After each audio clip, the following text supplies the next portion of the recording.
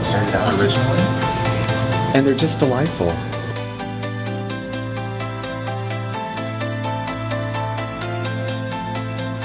Well, you know, everybody is a fashion expert, and I think something that propels fashion forward is this constant need and desire to change. We get so visually bored with what we see, with how we look at ourselves in the mirror and at others. How good is new, or what is new? Is new relevant? Never take a best friend with you to go shopping. Who should you take?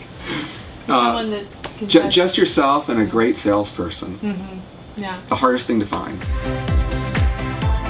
Well, we're here in New York at the Fall 2010 shows, and my prior experience coming to the shows over the last many years is really looking at trends, seeing where it's going, identifying, you know, must-have items to talk about to the consumer. Splurge items. Splurge, you gotta have, can't live without, and doing advertising and split-second decisions.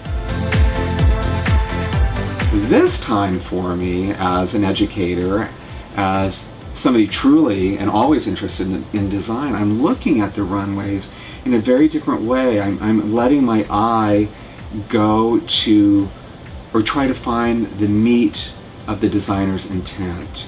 What is he or she trying to tell me in terms of a broader stroke? Well, my entire childhood and college days was all about music. I wanted to be a musician. I studied that. I went to graduate school to study conducting. And I was going to be a world famous conductor. But my teacher, talk about how one person can make a difference in your life, was the worst. I couldn't stand her, the way she taught, and I decided to take some time off from what I thought was my passion.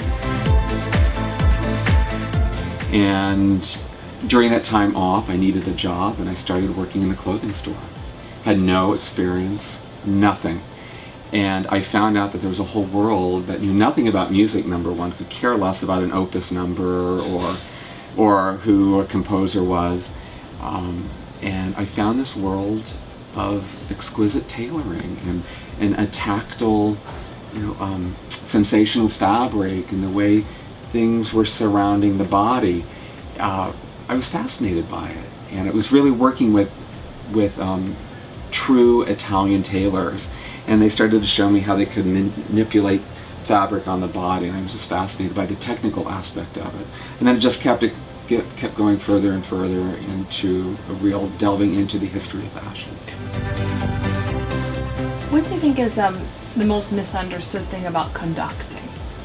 I think people just assume it's a showy position, that anybody could get up there and do that, and you're just there to make wild movements, and that's totally false. Some people have that view of designers. Yes, too. Absolutely. There's a great parallel there.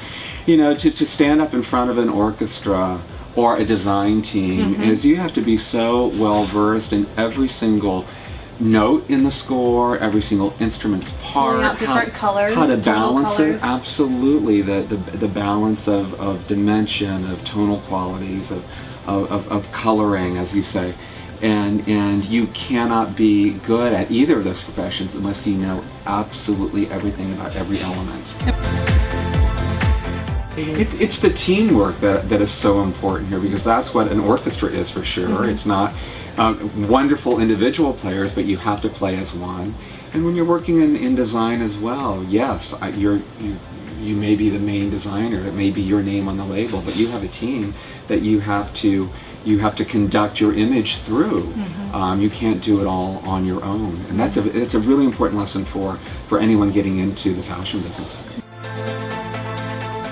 When you love something so much and you have a passion for it, you want to find out absolutely everything you can about it. And I remember getting into the fashion world, I would discover, one designer, Claire McCardle, and I would just be in love with her, and then the next day it would be Chanel or whoever. You just start diving into it. And the same thing with music. I just love Bach today, and now tomorrow I love Mahler, and it's this total interest of figuring it all out, trying to figure it out, and immersing yourself in it. Absolutely, there are a couple shows that come to mind. One being Donna Karan, which is such a chameleon. I mean, always respectful of the female body and certainly a champion for women in general. The collection this season was fascinating, basically all black, like so many collections I'm seeing. But it was sculptural, but in a very soft way, and she really took a statement to concentrate on the hips. And not always a wonderful part of the body to exaggerate, but for somehow the proportion to me worked. It was just a little bit lower than the natural hip. It was a bubble, but not a bubble, almost an egg or a pear shape. Rigidly constructed, yet soft at the same time. I was fascinated with how it was working, and of course on these, super tall, thin models, it was working very well. So in real life, I think that might be a little of adjustment, exactly. But I thought it was very bold of her, and she pushed herself away from the jersey draping that we know, and she can do blindfolded, and she doesn't have to think about it. So I thought that was fun. I also thought the Marc Jacobs show, in its utter simplicity, was... When he presented the models too. It was just, here are the clothes. They are seemingly simple clothes, constructed amazingly and so beautifully. But the presentation itself had just a calmness to it.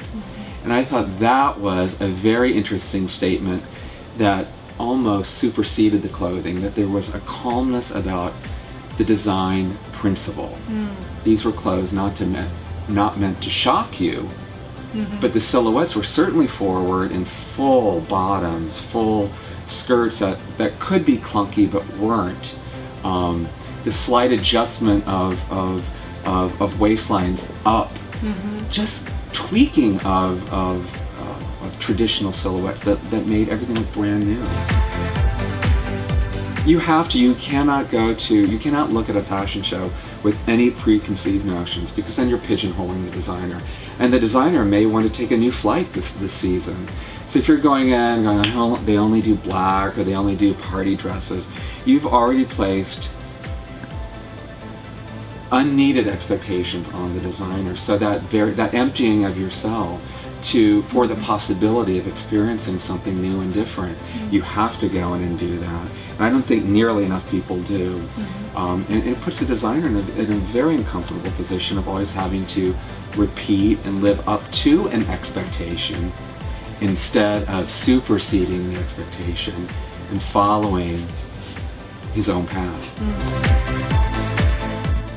And you see the results. I mean, you can't get into the tents. It's standing room only. Tears because you can't get a ticket to the shows, and a real feather in Fern Malice's cap, but also the entire New York designer community, the CFDA, to unite like this and to promote it in such a positive manner to the entire world is really a credit to everyone. Well, that sounded like a commercial, but it's true. I don't work for any of them, believe me. Yeah, this is a completely... Well, it's been such a pleasure with Michael Fink here during New York Fashion Week at a pivotal moment when we're moving away from Bryant Park to Lincoln Center. And thank you so much for talking to us at StyleHug. A pleasure. Thank you so much. Thanks.